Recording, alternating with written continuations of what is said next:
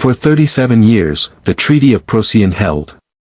37 years of peace between humanity and the Kaelith Sovereignty. 37 years where war was just a memory in the history files. Music cuts, silence. They say peace makes you soft. That generations who've never seen war forget why their ancestors fought so hard to end it. Sudden explosion sound. The Kaelith thought the same thing. Epic music swell. They were wrong. Title card. Act 1, The Treaty, 0:45 to 4 o'clock. Calm, ambient music. Narrator. The year was 2287. Humanity had just survived the worst conflict in its history. The First Contact War with the Kaelith Sovereignty lasted 8 brutal years and cost both sides millions of lives. The Kaelith were formidable. A species that had conquered 14 star systems before humanity even left Earth's orbit. Their technology was centuries ahead. Their ships were faster, their weapons more devastating. But humanity had something they didn't expect. Adaptability. Desperation. And an unwillingness to surrender that bordered on insanity. Music shifts, more hopeful.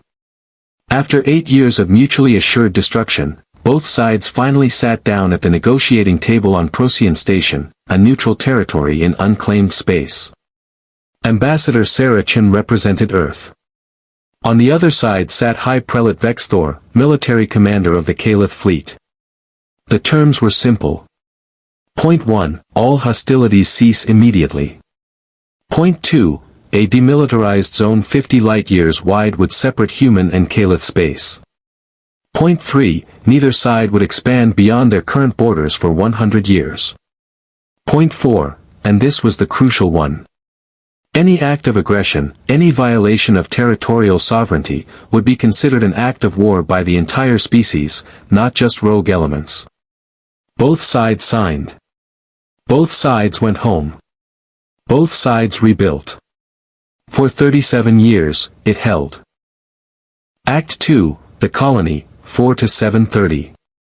Music becomes darker. Narrator. New Harmony was never supposed to be important. Just another colony on the edge of human space. 300,000 people living on a terraformed moon orbiting a gas giant called Perseus 7. Farmers, mostly. Engineers. Families looking for a fresh start away from the crowded inner worlds. The kind of place where everyone knew their neighbors and the biggest news was whose hydroponic garden won the annual competition. Captain Marcus Webb commanded the System Defense Force. 3 patrol frigates and a handful of defense platforms. Nothing that could stop a serious threat, but enough to handle pirates or smugglers. On March 15, 2324, Captain Webb detected 15 signatures dropping out of faster-than-light travel at the system's edge. Kaelith signatures. He opened channels immediately, broadcasting on all frequencies. Kaelith vessels, you are in violation of treaty space. Identify yourselves and state your intentions. The response came from Strike Commander Zal'kun, leading a Kaelith expeditionary force. Human vessel, we claim this system under sovereignty law. Your presence here violates our territorial expansion rights. Evacuate within 12 hours or be removed. Tense music builds. Captain Webb checked his charts 3 times. There was no mistake. New Harmony was 40 light-years inside established human space. This wasn't a border dispute. This was an invasion. Strike Commander, you are in violation of the Treaty of Procyon. Stand down and withdraw immediately. This is your only warning. Zal'kun's laugh echoed across the channel. Your treaty died with your weakness, human. The sovereignty expands. Resist and you will be eliminated as an obstacle to progress. The channel cut. Captain Webb had 12 hours to evacuate 300,000 people with ships that could carry maybe 5,000. Music intensifies. He sent one message. Emergency Priority Alpha to Earth Central Command. Within days. Defense fleets redeployed to offensive positions. But more than that, humanity had learned from fighting the Kaelith before. Admiral James Okafor, Supreme Commander of Earth Forces, laid out the strategy in a classified briefing that would later become legendary. In the First Contact War, we fought defensively. We reacted to their moves. We bled for every system we tried to hold. Not this time. The Kaelith respect strength and fear nothing. So we will teach them fear. Epic music builds. The plan was called Operation Reckoning. Phase 1, Immediate Response. The Third Fleet, humanity's newest and most powerful, would jump directly to the Kaelith border and establish a forward operating base in what was supposed to be demilitarized space. A message that humanity would not be contained. Phase 2, Strategic Strikes on Kaelith Military Infrastructure.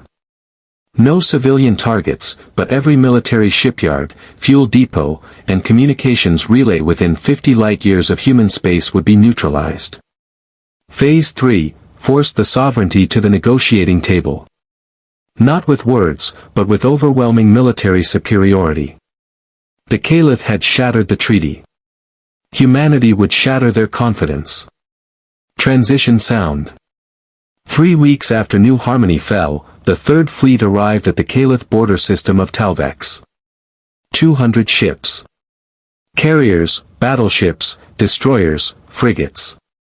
The largest human fleet ever assembled. High Prelate Vexthor himself commanded the defense. The same leader who had signed the treaty decades ago. He opened communications with Admiral Okafor. "Human, you violate treaty space.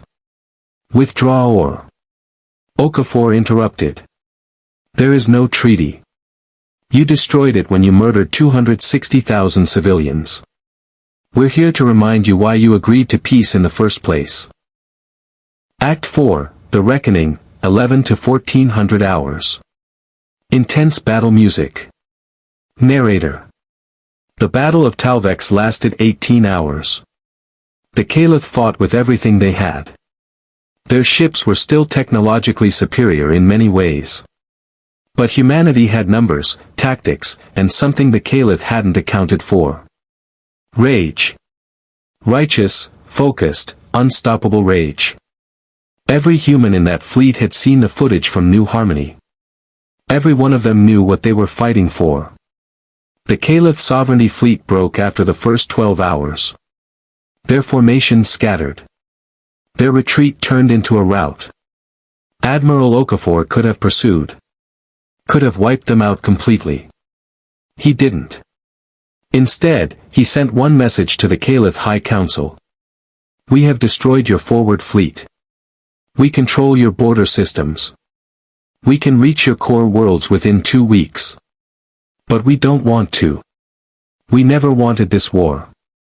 Your strike commander chose it. Now you have a choice. Return to the treaty. Accept responsibility for New Harmony. Pay reparations to the families destroyed. Submit to neutral observers monitoring your military for the next century. Or we continue, and we will not stop until your sovereignty exists only in history files.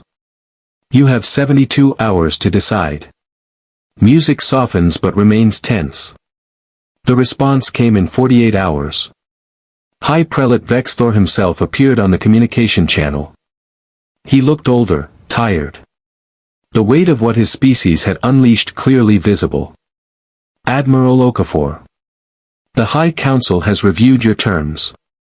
Strike Commander Zal'kun acted without authorization, driven by faction within our government that believed humanity weak. They were wrong. The factions have been removed from power." He paused, and when he spoke again, there was something almost like respect in his voice. "We accept your terms. All of them. The sovereignty will honor the treaty as it was written, with the additional provisions you demand. We will pay reparations.